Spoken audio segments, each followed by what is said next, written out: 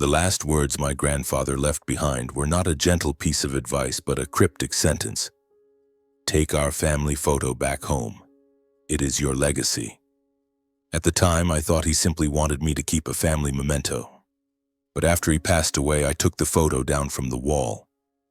And what I found on the back left me frozen. A thick envelope, tightly sealed with tape. My name is Gabriel Hanot.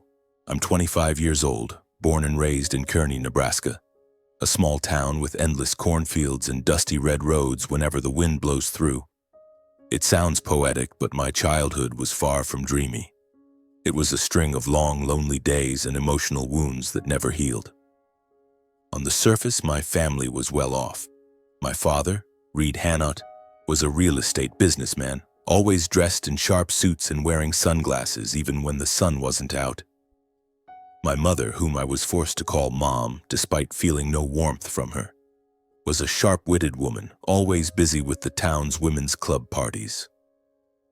Then there were my siblings, my sister Monica and my brother Marcus, two people who always felt like strangers living under the same roof.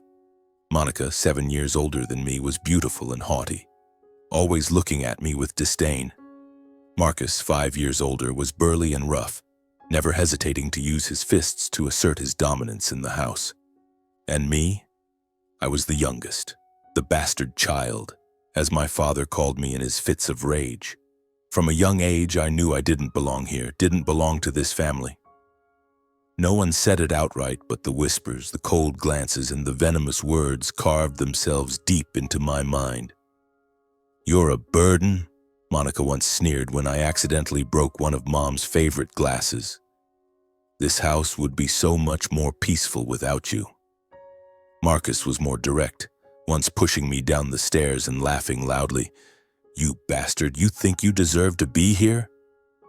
I didn't understand why they hated me so much. I was just a kid wanting to be loved, to belong somewhere. But with each passing day, I felt the chasm between me and my so-called family grow wider.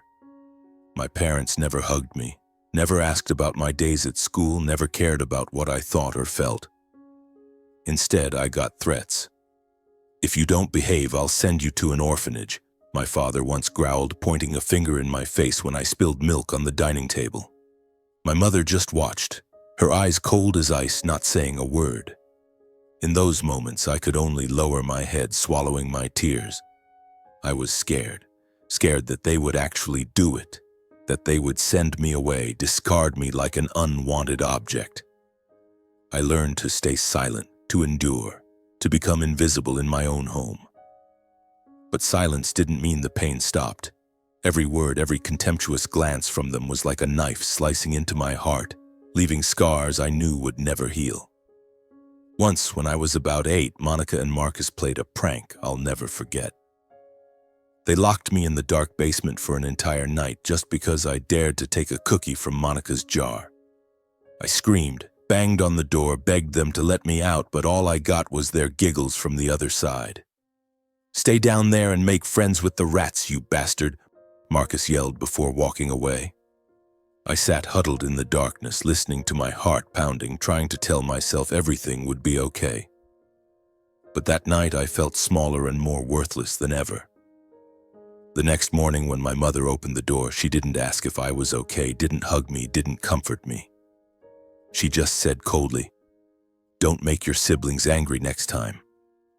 I nodded, not daring to look her in the eye. I knew in her eyes I was nothing. But not everything was darkness. In the cold storm of my family, I found a refuge, a small flickering flame that was enough to warm my heart. My grandparents. Their house was on the outskirts of Kearney, a small wooden home with a garden full of daisies and an old swing I loved to sit on for hours. Every weekend I found ways to escape my house to be with them. It was the only place I felt loved, seen as a human being. My grandfather, a tall man with silver hair and sharp eyes, always seemed stern. He had been a farmer before turning to business and building a fortune that I only knew was a lot of money through the whispers of adults. He wasn't one for sweet words, but he was fair. He taught me how to tie my shoes, how to hold a hoe in the garden, and most importantly, He taught me about integrity.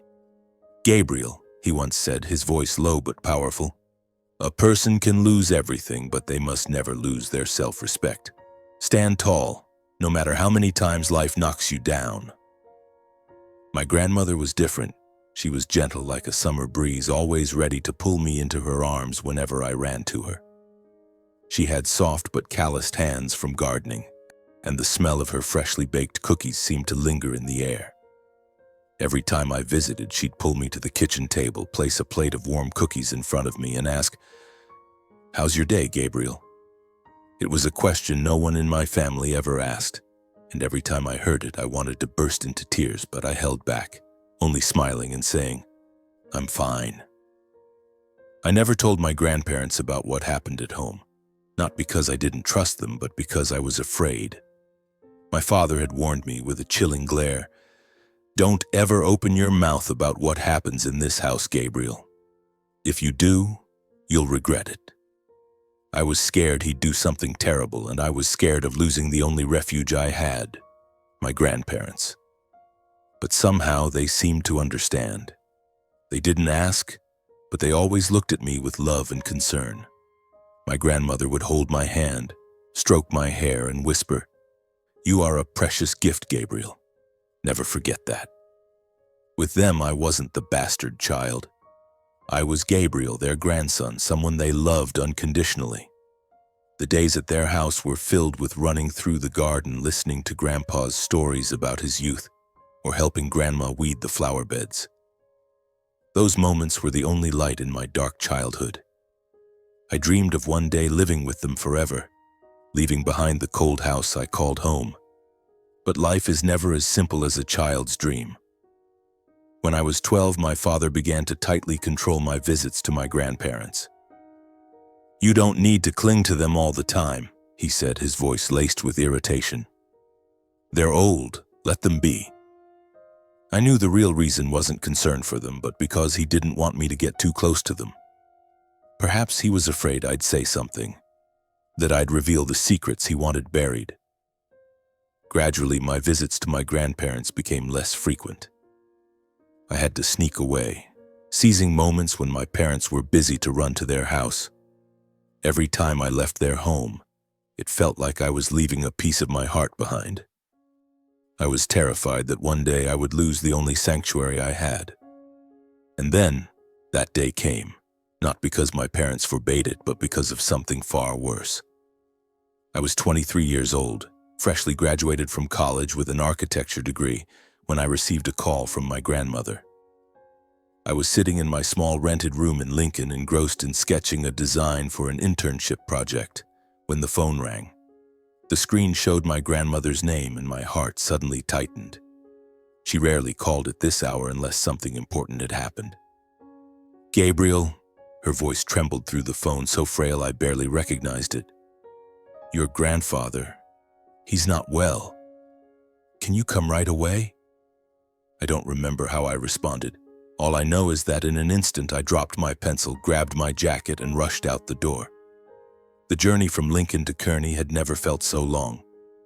3 hours on the bus, I sat huddled, my hands clenched tightly together, trying to suppress the terrible thoughts flooding my mind. But I couldn't stop them. The image of my grandfather, the strong man who once carried me on his shoulders, who taught me to stand tall in the face of adversity, now lying motionless somewhere in a hospital, made it hard to breathe. I prayed silently, begging that he would be okay, that I would still have the chance to tell him how much I loved him. When I arrived at the hospital, dusk was settling in. The smell of antiseptic and the beeping of machines in the hallway sent shivers down my spine. My grandmother was sitting on a bench outside the hospital room, her frail hands clasped tightly, her eyes red and swollen. She stood up abruptly when she saw me, rushing to hug me as if I were her only lifeline. "Gabriel, you're here," she whispered, her voice choked with emotion. I held her tightly, trying to give her some strength, though I was trembling myself. "How's Grandpa doing, Grandma?" I asked, my voice breaking. She shook her head, tears streaming down her wrinkled cheeks. "The doctor said he has lung cancer, final stage. They've done all they could, but..." She didn't finish the sentence, only gripped my hand tightly. It felt like the ground beneath me collapsed. Cancer? Final stage. Those words pierced through my heart, sharp and cold. My grandfather, the man I always thought was invincible, was now fighting a battle no one could win. I wanted to scream, to smash something to release the pain, but I just stood there, silent, letting my grandmother lean on my shoulder. When I entered the hospital room, I barely recognized him. He lay on the bed, gaunt, his skin pale, his eyes sunken. The few remaining strands of silver hair clung to his forehead, and the breathing tube made his face look unfamiliar. But when he saw me, his eyes lit up, if only with a faint glimmer. He reached out a trembling hand toward me, and I quickly grasped it, terrified that if I let go, he would disappear forever. "Gabriel," he whispered, his voice hoarse, "you're here." I knelt beside the bed, tears spilling despite my efforts to hold them back. "Grandpa, I'm here. I'm right here with you." I didn't know what else to say. I just wanted him to know I was there, that I wouldn't leave. For the next 6 months, I practically lived at the hospital. I took a leave from my internship, moved back to Kearney, and spent every possible moment by my grandfather's side. My grandmother and I took turns caring for him, from small tasks like feeding him spoonfuls of porridge to sitting beside him, holding his hand, and listening to him recount old stories I knew by heart. Stories about his youth, how he built his fortune from nothing, the dreams he had for the family. But this time, his voice was weaker, and sometimes he paused, gasping for breath, as if every word cost him immense effort. My parents, Monica and Marcus, showed up, but only to keep up appearances. My father would come, stand in the corner of the room, ask the doctor a few perfunctory questions, then leave, citing his busy work schedule. My mother brought expensive bouquets, placed them at the head of his bed, and sat scrolling through her phone, barely glancing at him. Monica and Marcus were even worse. They'd show up, say a few hollow words, then whisper to each other about the estate, about what Grandpa would leave behind. I overheard them, their words cutting into me like knives. They didn't care about him. Not really. They only cared about the money. I tried not to let it get to me, but every time I saw them, a surge of anger boiled in my chest. My grandfather was fighting for his life every day, and all they could think about was dividing his wealth. I wanted to scream at them, to throw them out of the room, but I knew Grandpa wouldn't want that. He just held my hand quietly, as if to say he understood, that he didn't blame me for feeling this way. One afternoon, when it was just the two of us in the room, he pulled me close. The faint sunlight streamed through the window, casting soft shadows on his face. He looked at me, his eyes still sharp despite his weakened body. "Gabriel," he said, his voice slow but resolute, "when I'm gone, take the photo of you, me, and Grandma home. That's the legacy I want to leave you." I was stunned, unsure why he was bringing up a photo at a time like this. I knew the photo well. It hung on the living room wall at their house, taken when I was about 5, standing between him and Grandma, all three of us smiling brightly. It was one of my happiest memories, but why was he calling it a legacy? I wanted to ask, to understand more, but his eyes seemed to signal that I didn't need to know just yet. I only nodded, squeezing his hand tightly. "Yes, Grandpa, I promise." That night, I sat by his bed watching him sleep, his breathing mingling with the sound of the machines. A deep fear gripped me, fear that he could slip away at any moment, that I would lose the only person in the world who loved me unconditionally. I leaned down and whispered, "Grandpa, you have to stay strong. I need you." But he didn't hear. He was lost in sleep, and I could only sit there, tears falling silently. 6 months passed, each day a battle. There were moments when I thought he might pull through, when he'd laugh and tell me how he tricked Grandma into marrying him years ago. But there were also days when he was so weak he could only lie still, eyes closed, as if ready to let go. My grandmother and I did everything we could, but deep down I knew his time was running out.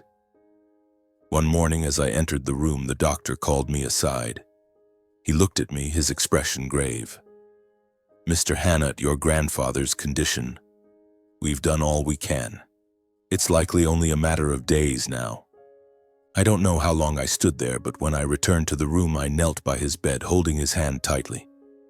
He opened his eyes, looked at me, and gave a faint smile. "Gabriel," he whispered, "you are my pride." Those were the last words he spoke to me. 2 days later, he passed away quietly, just as he had lived, without fanfare, but leaving a void in me that nothing could fill. I sat by his side, holding his hand until it grew cold. My grandmother held me and we cried together in silence, while outside the world carried on as if nothing had changed.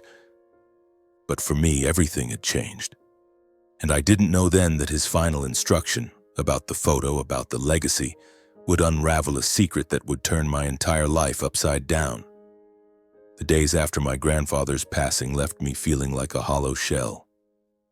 Their house, once my sanctuary of peace, now felt strangely empty. Every corner of the garden, every chair, every teacup on the kitchen table carried his shadow. I sat on the old swing in the yard, watching the daisies in my grandmother's garden sway in the breeze, a dull ache gripping my chest. Grandma tried to stay strong, but I saw her red-rimmed eyes whenever she thought I wasn't looking. We leaned on each other, two souls who had lost the flame that warmed our lives. Grandpa's funeral was simple, just as he had wished. Only family and a few close friends attended. My father, Reed, stood there in an expensive black suit, his face stern but not a single tear in sight. My mother, as always, maintained her perfect facade, lips pressed tightly, her eyes hidden behind oversized sunglasses. Monica and Marcus were there too, but I could tell their gazes weren't fixed on Grandpa's casket. They darted around as if calculating something. I stood by Grandma, holding her hand, trying to ignore them. But deep down, I knew they weren't here to mourn him. They came for something else, something I didn't yet dare to think about. After the funeral, I returned to my small apartment in Kearney, trying to resume life. But every night I lay awake, haunted by the image of Grandpa on his hospital bed and his cryptic instruction about the photo. Why had he emphasized it? It was just a picture, a family memory. So why had he called it my legacy? The question gnawed at me, but I wasn't brave enough to return to my grandparents' house, to face the reality that he was gone forever. Then one morning the phone rang. It was Grandpa's lawyer, Harold Grayson, an older man with a deep, calm voice. "Gabriel," he said, "you need to be at my office this Friday. We'll be reading your grandfather's will." I nodded over the phone, though a wave of unease surged within me. A will? I hadn't thought much about it. To me, Grandpa was the man who taught me about integrity and love, not money or assets. But I knew for my family his will would be a bombshell, and I wasn't sure I was ready to face it. Friday came, and I put on my cleanest dress shirt, standing before the mirror and telling myself to be strong. I arrived at the lawyer's office, a small but dignified room with wooden shelves overflowing with papers.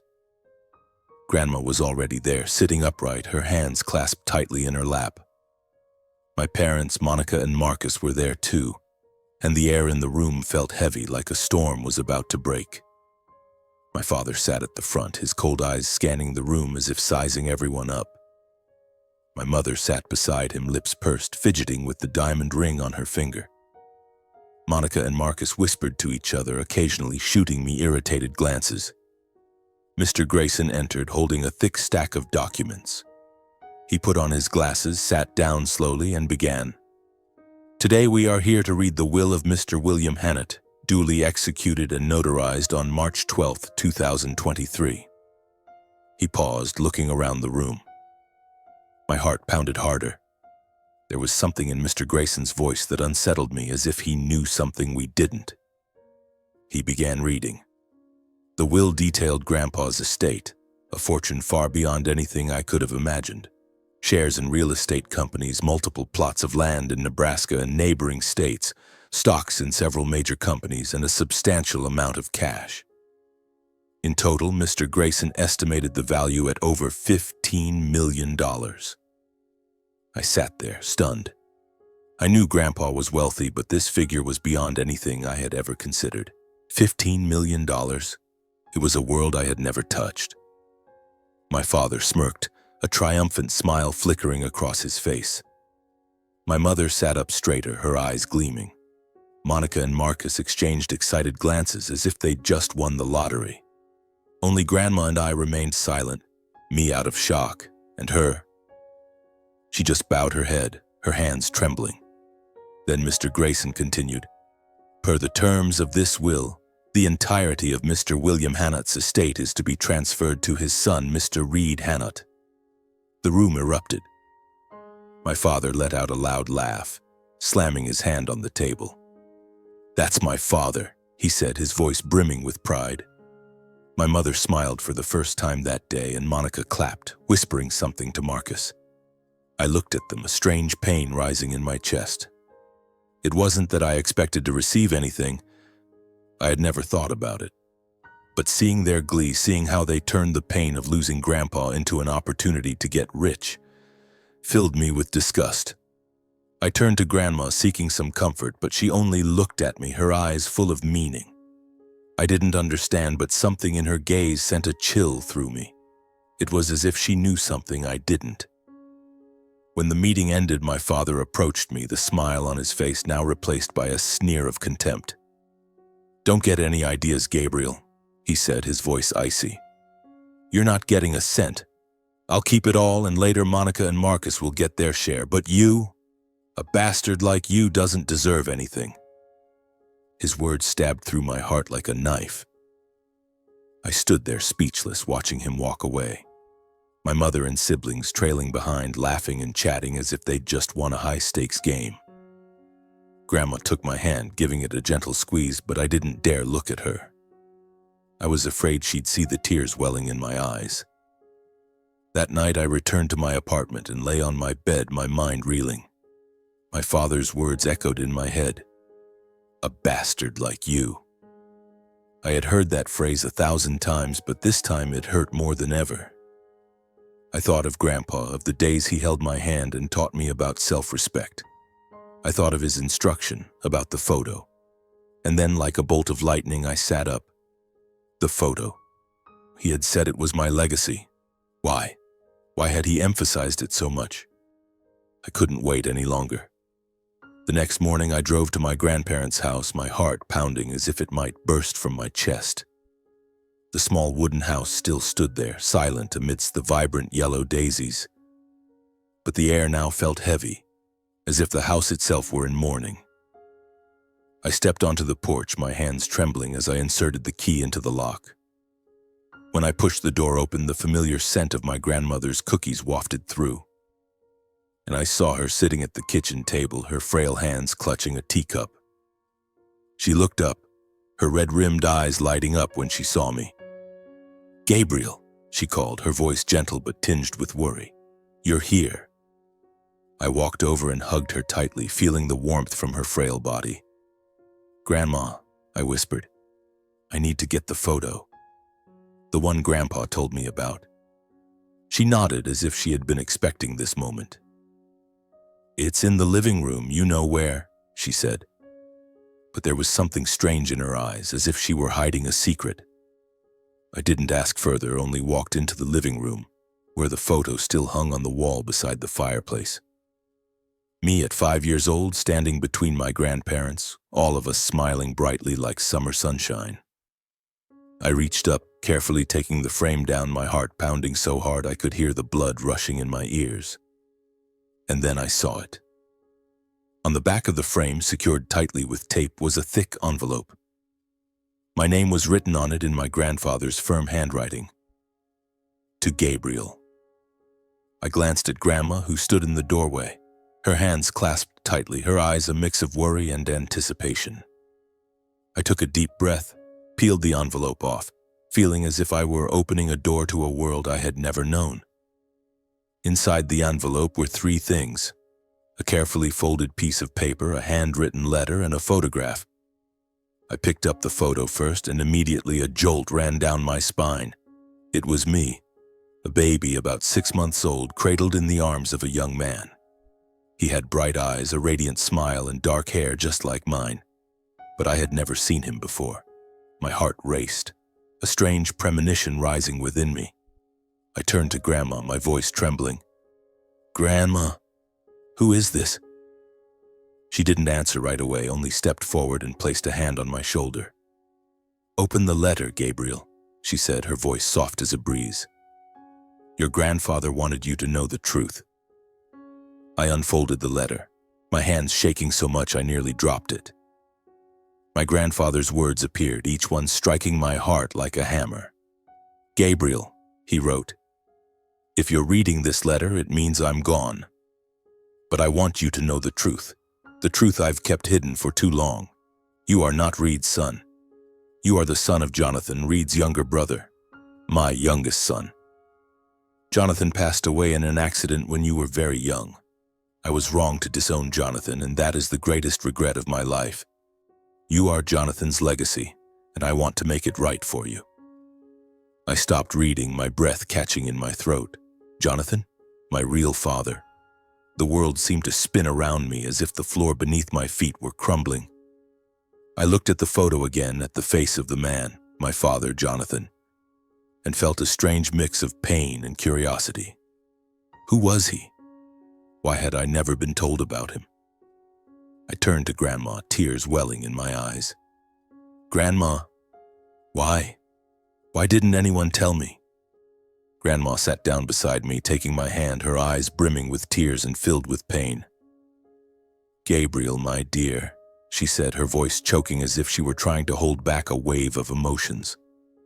"We wanted to protect you, to let you grow up like other children.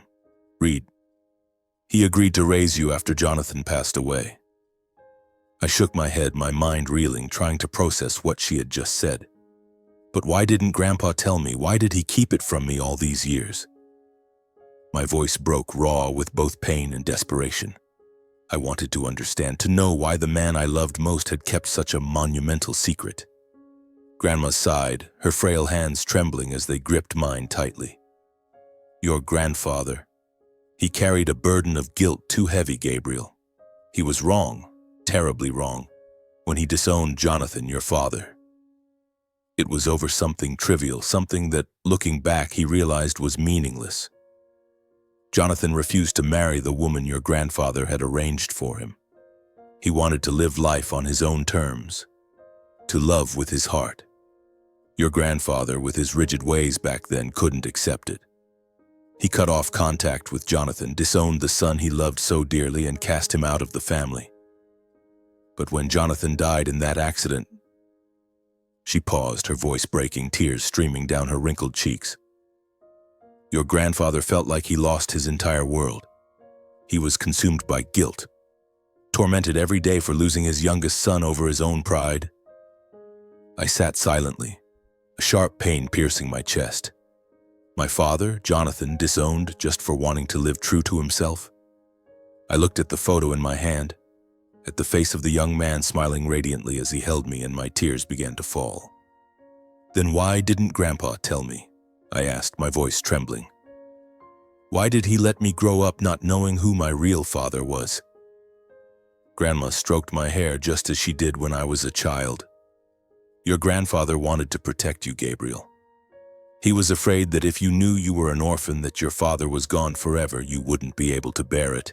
He wanted you to grow up like other children with a home, a family, even if that family was far from perfect. But more than that, he didn't have the courage to face his own mistake. Every time he looked at you, he saw Jonathan, his smile, his eyes, his strength in you. Telling you the truth meant admitting he was wrong, that he lost Jonathan because of his stubbornness. He couldn't bear that pain." She paused, taking a deep breath as if gathering strength to continue. "But your grandfather loved you, Gabriel.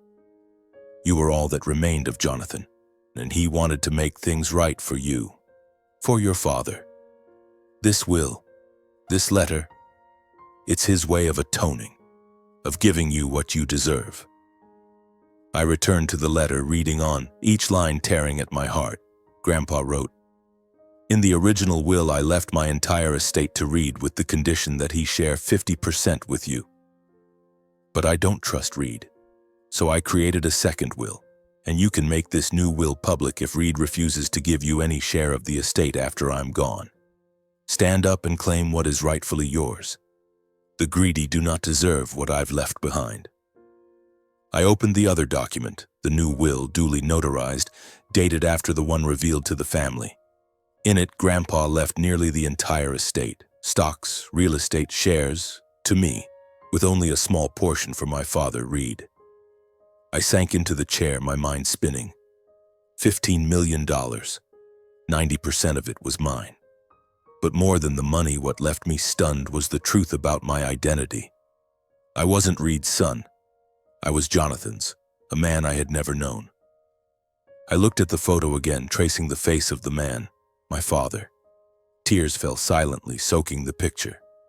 I felt both heartbroken and relieved, as if a door had opened, but at the same time it pulled me into a storm I wasn't ready to face. What was he like, Grandma? I asked, my voice faltering. My father, what was he like? Grandma gave a sad smile, stroking my hair as she did when I was young. Jonathan was special. He was like you, kind, strong, but stubborn too. He loved you more than anything, even though he only had 6 months with you. This photo, it was his happiest moment, holding you in his arms.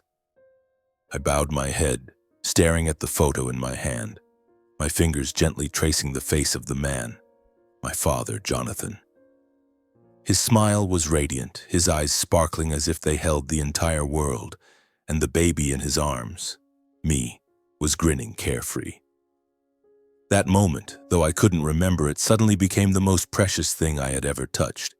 But alongside the joy came a sharp, aching pain, as if my heart were being crushed. I had lived 25 years without knowing this man, without knowing I had been loved like that. And now, with the truth laid bare, I felt a greater sense of loss than ever before. I looked up at Grandma, tears silently streaming down my face. Grandma, tell me more about him. I want to know what my father was like. My voice trembled, almost pleading. I needed something to hold on to fill the void that this revelation had carved into my heart. Grandma sighed, pulling me to sit on the chair, her frail hands gripping mine as if afraid I might vanish. Jonathan, she began, her voice lowering, as if flipping through pages of long, dusted memories. He was our youngest, 10 years younger than Reed. Maybe that's why your grandfather was always stricter with him. Reed always followed your grandfather's wishes, but Jonathan was different. He had a fire in his heart, a sense of freedom that your grandfather, with his rigid mind, couldn't understand. She paused, her gaze distant, as if she could see Jonathan standing right before her. When Jonathan was 18, your grandfather arranged a marriage for him with the daughter of a wealthy family in Omaha. He thought it was the best way to secure Jonathan's future and the family's.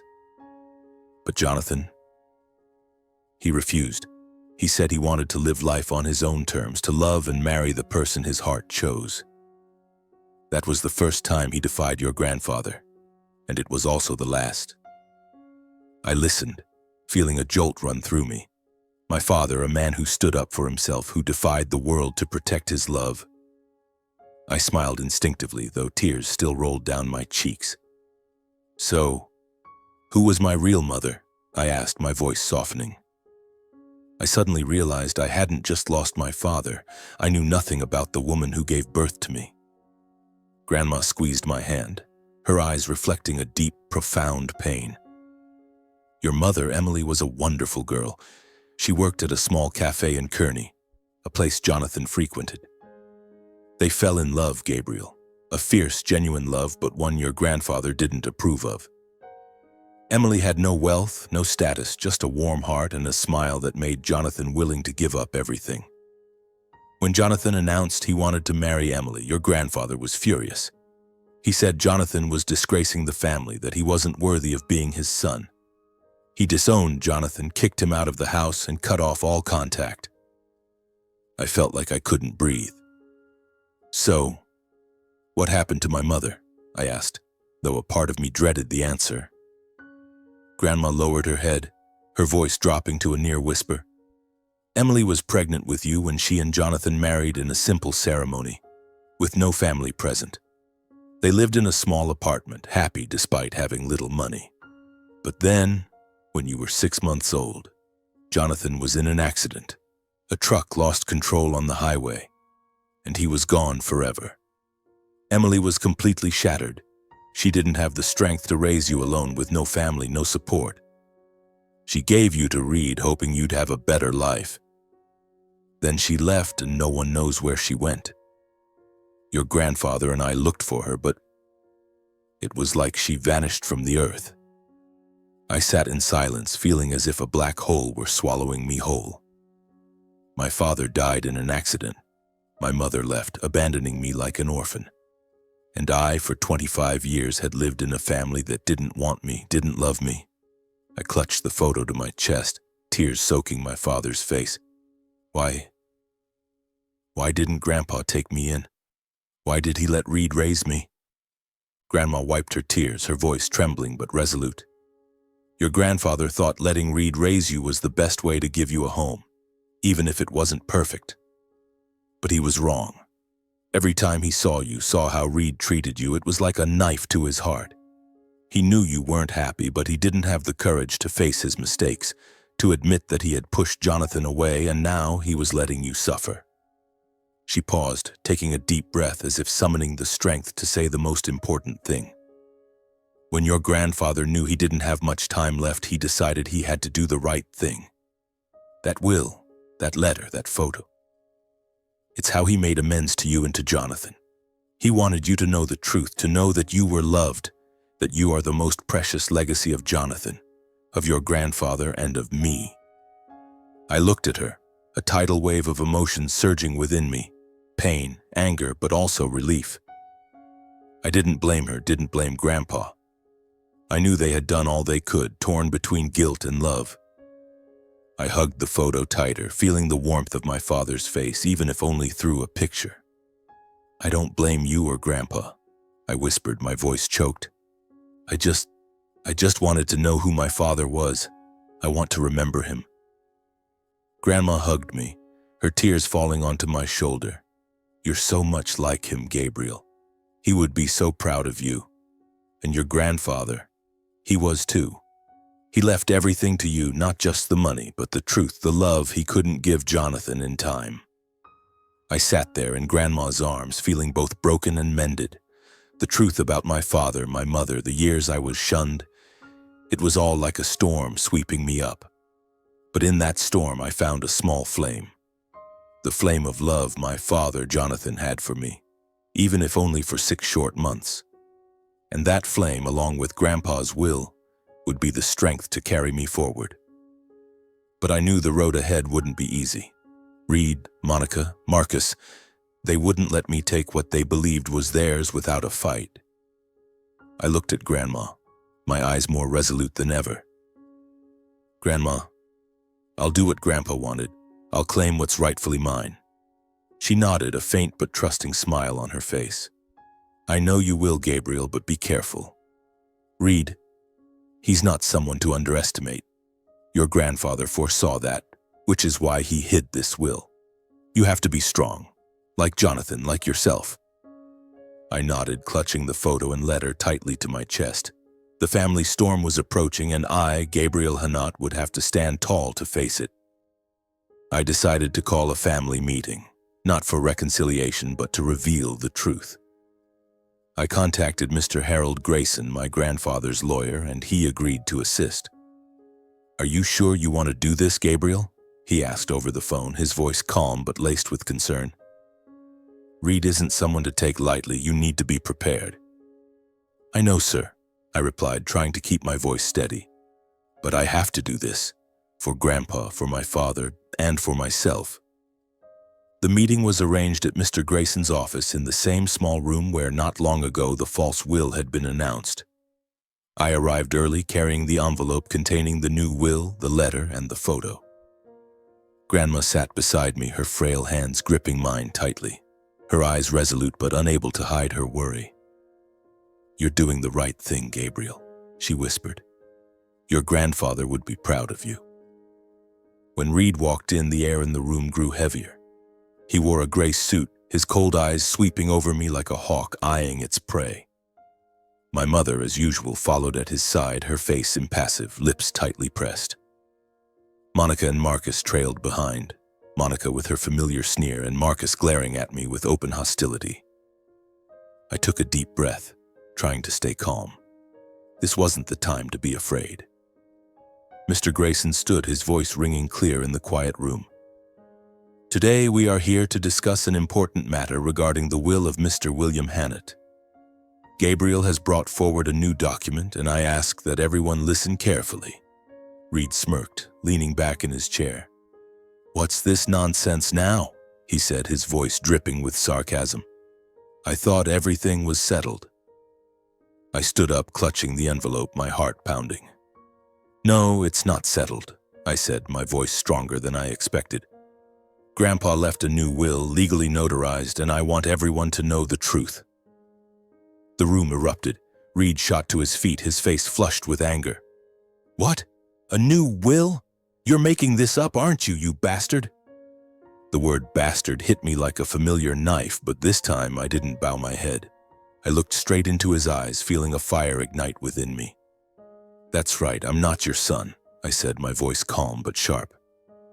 "I'm Jonathan's son, your brother. And Grandpa left a new will giving 90% of the estate to me. You only get 10%. I opened the envelope, pulling out the will and the letter, placing them on the table in front of Mr. Grayson.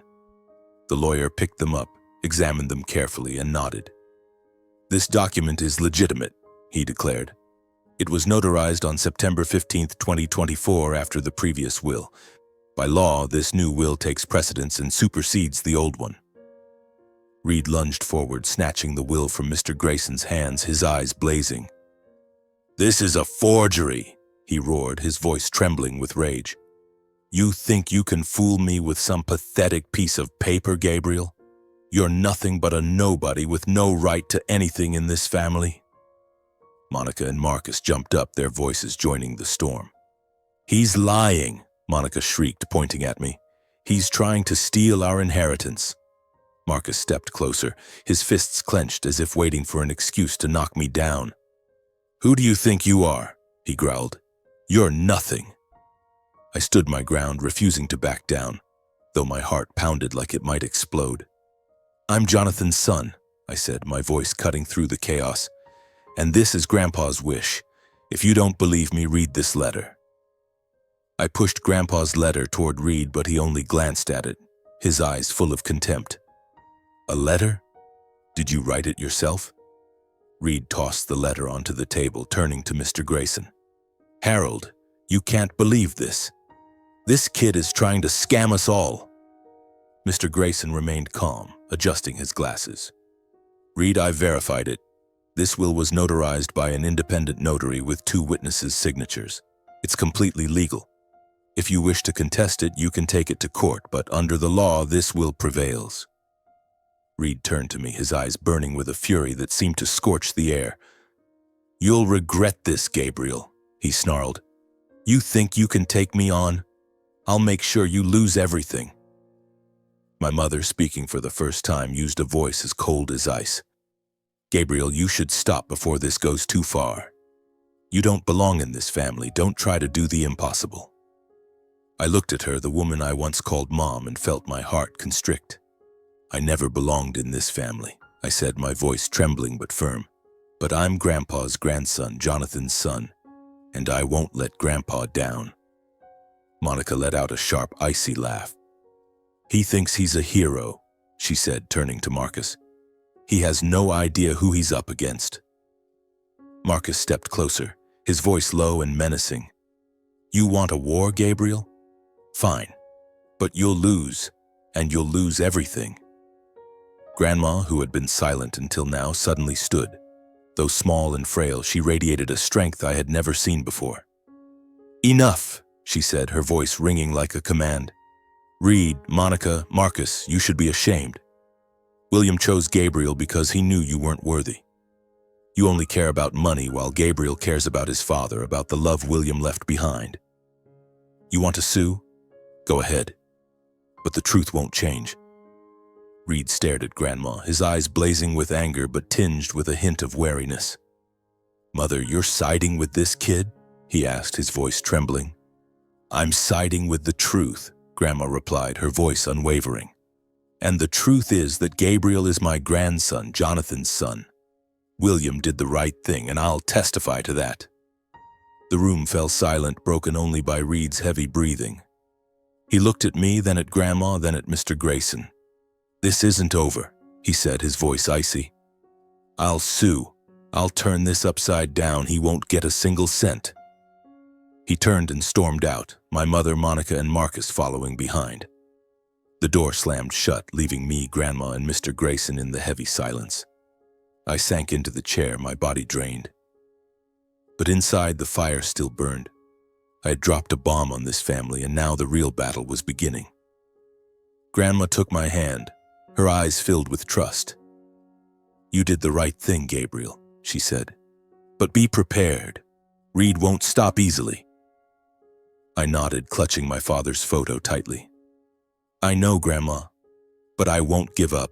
I promised Grandpa, my father, and myself." The days following the family meeting left me on edge, like a tightly wound string ready to snap. Every small noise outside my apartment door, every call from an unknown number made me jump. Reed's threat, "I'll turn everything upside down," echoed in my mind like a curse I couldn't shake. I knew he wasn't bluffing. Reed Hannot wasn't the type to easily let go of what he believed was his, especially when it involved $15 million. I became more cautious. I didn't keep the new will or Grandpa's letter in my apartment. I entrusted the originals to Mr. Grayson, Grandpa's lawyer, who locked them in a safe at his office, while I kept a certified copy. The photo of my father, Jonathan, holding me. I carried it in my wallet, always with me like a talisman. It reminded me that I wasn't just fighting for money, but for the truth, for the love my father and grandfather had for me. But Reed and my siblings didn't leave me alone. A few days after the meeting, I received a call from a local reporter. "Is this Gabriel Hannot?" The man's voice came through, brimming with curiosity. "We've heard you're trying to forge William Hannot's will to steal the family fortune. Care to comment?" I froze, feeling the blood rush to my face. "Who told you that?" I asked, my voice trembling with anger. "A reliable source," the reporter replied evasively. "Word is, you're not Reed Hannot's real son, and now you're trying to seize the estate with a fake will." I hung up, my hands shaking so badly I nearly dropped the phone. Reed. It had to be him, or Monica, or Marcus spreading these lies. They didn't just want to take back the estate, they wanted to ruin my reputation, to paint me as a fraud in everyone's eyes. I called Mr. Grayson immediately, recounting what had happened. He sighed over the phone. "I was afraid of this, Gabriel. Reed's playing dirty. You need to be even more careful." Things got worse a few days later. One night, returning to my apartment after a long day at work, I found the door had been pried open. My heart pounded as I stepped inside, only to see my apartment ransacked. Drawers overturned, papers scattered across the floor, even the small safe in my bedroom broken into. Thankfully, I hadn't kept the will or any important documents there, but the thought of someone invading my private space sent chills down my spine. I called the police, but they only filed a report and said they'd investigate. Deep down, I knew Reed was behind it. He, or Monica and Marcus, had hired someone to find the new will, to destroy the evidence before I could take it to court. I started feeling like a hunted animal. Every day I checked the doors, the windows, ensuring no one could break in again.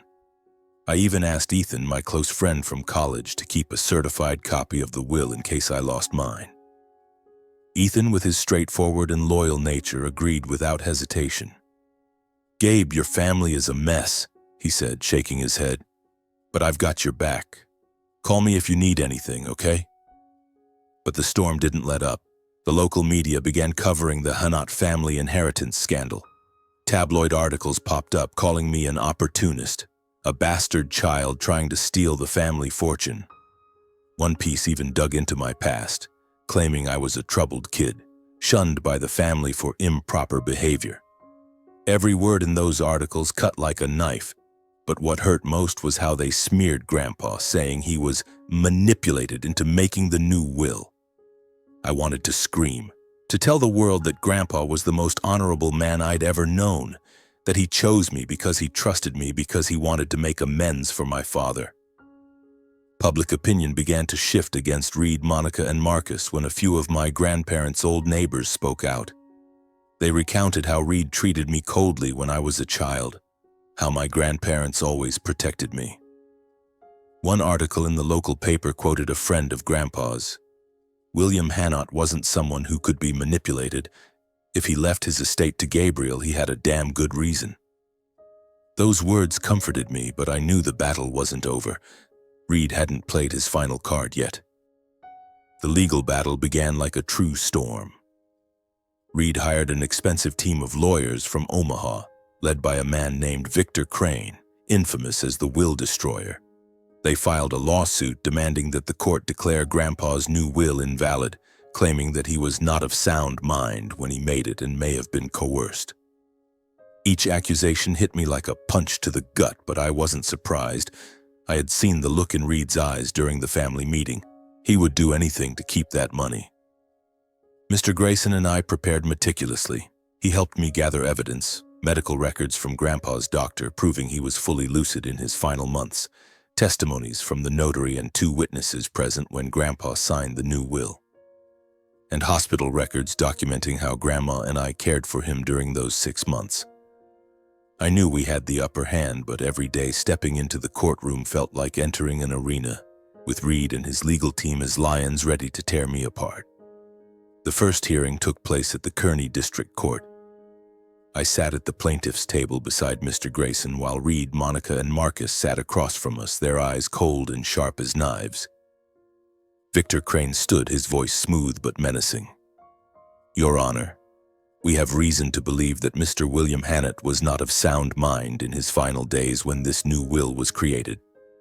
Furthermore, we suspect that Gabriel Hannott, who is not the biological son of Mr. Reed Hannott, took advantage of Mr. William's weakened state to coerce him into altering the will." I clenched my fists under the table, struggling to contain my anger. Mr. Grayson placed a hand on my shoulder, whispering, "Stay calm, Gabriel. We have the truth." He stood, his voice calm but powerful, presenting the medical records and the notary's testimony. Mr. William Hannott was fully lucid when he signed the new will. He discussed his decision with me in detail, and I can confirm it was his true intent. Grandma also testified. Though in her 70s, she stood tall, her voice clear and resolute. "My husband William knew exactly what he was doing. He loved Gabriel and wanted to right the wrongs of the past. This will was his way of protecting his grandson, whom he considered as his own son."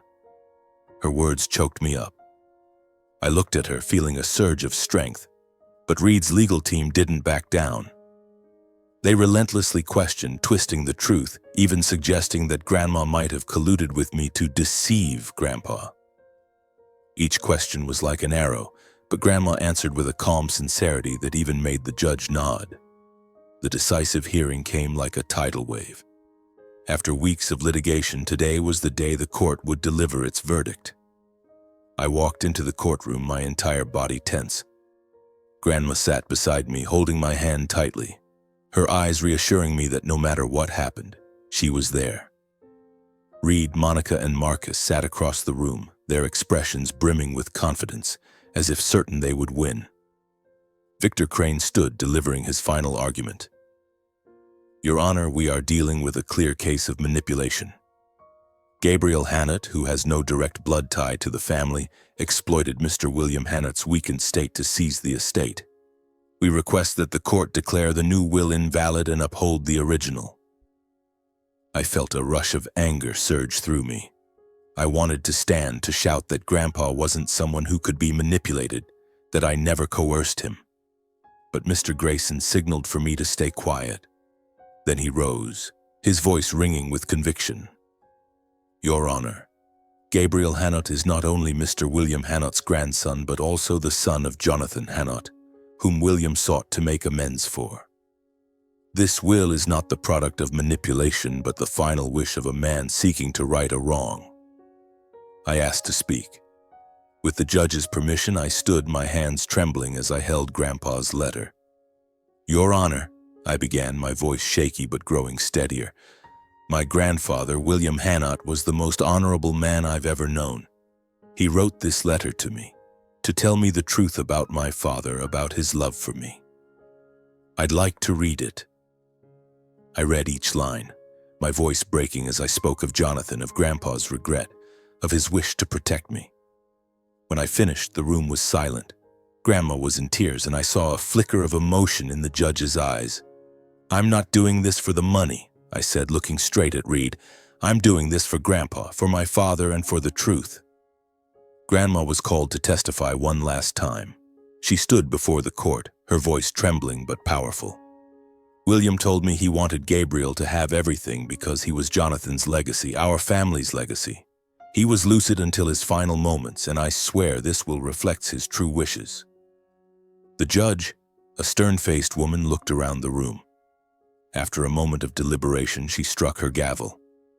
"Based on the evidence and testimonies, the court declares the will dated September 15th, 2024 to be valid. Gabriel Hannott is entitled to 90% of Mr. William Hannott's estate. Mr. Reed Hannott will receive 10%. The room exploded. Reed slammed the table, shouting, "This is a farce!" Monica and Marcus sat stunned, their faces pale. I sank into my chair, feeling as if an enormous weight had been lifted. Grandma hugged me, her tears falling onto my shoulder. "You did it, Gabriel," she whispered. "Your grandfather would be proud." Reed turned to me, his eyes burning with hatred. "You haven't won yet, Gabriel," he said, his voice icy. "You'll pay for this." But I wasn't afraid anymore. I had faced him, faced the family, and I had won. Not for the money, but for the truth. As the courtroom door closed behind Reed, Monica, and Marcus, I felt a fresh wave of air fill my chest. For the first time in my life, it was as if I could breathe freely. Grandma held my hand, her eyes gleaming with pride mixed with tears. "You did it, Gabriel," she whispered, her voice trembling. "Your grandfather would be smiling from heaven seeing how strong you are." I hugged her tightly, feeling the warmth from her frail body, the only person in this family who truly loved me. The court's ruling didn't just grant me 90% of Grandpa's estate, stocks, real estate, and assets worth over $15 million. It gave me something far more valuable: recognition, the truth about my father, and the courage to stand up for myself. But I knew this victory wasn't the end. It was the beginning of a new path, one I had to forge for myself. In the weeks that followed, I began taking control of Grandpa's estate. Mr. Grayson guided me through each step, from transferring shares to managing properties in Nebraska and Iowa. The sheer scale of it overwhelmed me, but I refused to let it blind me. I didn't want to become like Reed, living only for wealth and power. I wanted to use this legacy to create something meaningful, to make Grandpa and my father, Jonathan, proud. I decided to start an architecture firm, a dream I had nurtured since my college days. With the capital from the estate, I bought a small office in downtown Kearney, hired a few passionate young associates, and began taking on our first projects. Every sketch I drew, every structure I designed carried a piece of me. Of the days I sat with Grandpa listening to him talk about the buildings he'd constructed. Of the dreams my father, Jonathan, might have had. I named the firm Hannott Designs, a tribute to Grandpa and my father, the two men who gave me the strength to stand tall. I cut off all contact with Reed, Monica, and Marcus. After the trial, they bombarded me with threatening messages, harassing phone calls, and even tried spreading more rumors to tarnish my name. But I didn't care. I had learned that those consumed by greed weren't worth my attention. I blocked their numbers, erased them from my life, just as they had once tried to erase me from the family. Public opinion gradually quieted, and those who knew Grandpa began to see me differently. Not as the bastard child, but as a man who fought for the truth. Grandma was the only one I kept close. I convinced her to move in with me in a new house not far from the old wooden home she shared with Grandpa. At first she refused, saying she didn't want to burden me, but I held her hand and smiled. "Grandma, You're my real family. I want to take care of you just like you took care of me." She finally agreed, and I can't describe the joy of seeing her smile, watching her plant golden daisies in our new garden, hearing her recount stories of Grandpa and my father. One afternoon, as the soft golden sunlight flooded the living room, I hung the photo of me, Grandpa, and Grandma back on the wall. Beside it, I placed the picture of my father, Jonathan, holding me as a baby. I stood silently, gazing at the two photos, a wave of emotion surging within me. These weren't just pictures, they were my legacy. Not the money, not the properties, but the love, the truth, and the courage that Grandpa and my father left behind. I touched the photo of my father, whispering, "Dad, I don't know you well, but I promise to live a life worthy of your love." Then I turned to Grandpa's photo, smiling. "Grandpa, I did it. I'll live a life worthy of the trust you placed in me." Grandma walked in, placing a hand on my shoulder. "You're so much like Jonathan," she said, her voice gentle. "He always believed in doing what's right, always fought for it. And you, Gabriel, you're the pride of both of them." I turned and hugged her, tears falling silently. I was no longer the lonely boy shunned in Reed's house. I was no longer the bastard child they called me. I was Gabriel Hanno, son of Jonathan, grandson of William, and I had found freedom. Freedom to live true to myself, to love, to build a life I could hold my head high for. The family storm had passed, leaving scars but also a profound lesson. True love is stronger than blood, and justice, though delayed, will ultimately prevail. I stepped out into the yard, looking at the golden daisies glowing under the sunlight, and smiled. My life now was truly beginning.